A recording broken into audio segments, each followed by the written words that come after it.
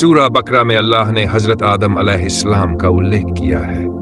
जब अल्लाह ने इंसान की मखलूक को बनाने का इरादा किया तो उन्होंने फरिश्तों से कहा, मैं जमीन पर अपना एक खलीफा बनाने वाला हूँ। फरिश्तों को ये लगा कि शायद उनकी इबादत में कोई कमी रह गई है, इसीलिए अल्लाह ने नई मखलूक बनाने का फैसला किया। फरिश्तों ने कहा, ए अल्लाह, क्या तू ऐसी मखलूक बनाएगा जो जमीन में फसाद करेगी और खून खराबा करेगी, जबकि हम तेरी तस्बीह और हम्द करते हैं। अल्लाह ने जवाब दिया, जो मैं जानता हूँ वह तुम नहीं जानते। फिर अल्लाह ने हजरत आदम अलैहिस्सलाम को इल्म अता किया और उन्हें चीजों के नाम सिखाए। इसके बाद अल्लाह ने आदम अलैहिस्सलाम को फरिश्तों के सामने पेश किया और फरमाया, अगर तुम सच्चे हो तो इन चीजों के नाम बताओ। फरिश्तों ने कहा, हमें उतना ही मालूम है जितना तूने हमें सिखाया है, उसके सिवा हमें कुछ नहीं पता। फिर अल्लाह ने हजरत आदम से कहा कि वे उन चीजों के नाम फरिश्तों को बताएं। जब उन्होंने नाम बता दिए तो अल्लाह ने फरमाया, मैंने तुमसे कहा था कि मैं आसमानों और जमीन की छुपी बातों को जानता हूं। अल्लाह ने फरिश्तों को आदेश दिया, आदम को सजदा करो। सभी फरिश्तों ने सजदा किया सिवाय शैतान के। अल्लाह ने उससे पूछा, तुझे क्या हुआ कि तूने सजदा नहीं किया? शैतान ने घमंड में कहा, मैं उससे बेहतर हूं, तूने मुझे आग से और उसे मिट्टी से बनाया है। अल्लाह ने शैतान को जमीन पर निकाल दिया और कहा, तुझ पर कयामत तक लानत होगी। शैतान ने मोहलत मांगी और कहा, मैं इंसानों को गुमराह करूंगा और उनकी सीधी राह में रुकावट बनूंगा। अल्लाह ने फरमाया, जो मेरा सच्चा बंदा होगा उस पर तेरा कोई जोर नहीं चलेगा। जन्नत में हजरत आदम अलैहिस्सलाम अकेले महसूस करते थे। अल्लाह ने हव्वा अलैहिस्सलाम को बनाया ताकि उन्हें सुकून मिले।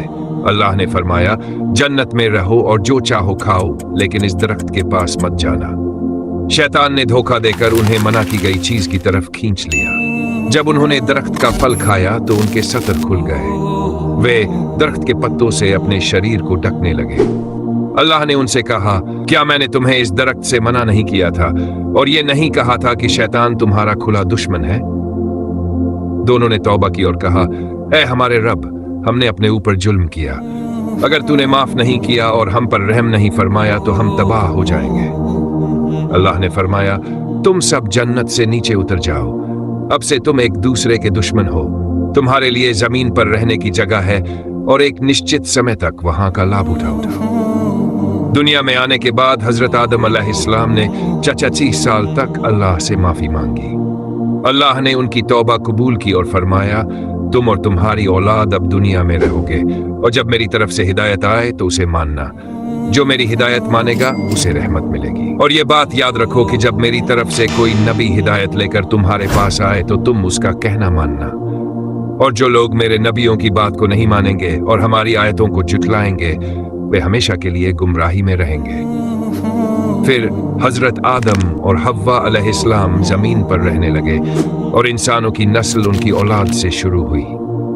हजरत आदम अलैहिस्सलाम लगभग 69 साल तक जीवित रहे और फिर उनकी वफात हो गई। कुरान के इस वाक़े से हमें यह सीख मिलती है कि जब शैतान ने गलती की तो उसने माफी मांगने के बजाय घमंड किया और अपनी गुमराही का इल्जाम अल्लाह पर लगा दिया। लेकिन जब हजरत आदम अलैहिस्सलाम से गलती हुई तो उन्होंने अपनी गलती को तुरंत स्वीकार किया और तौबा की।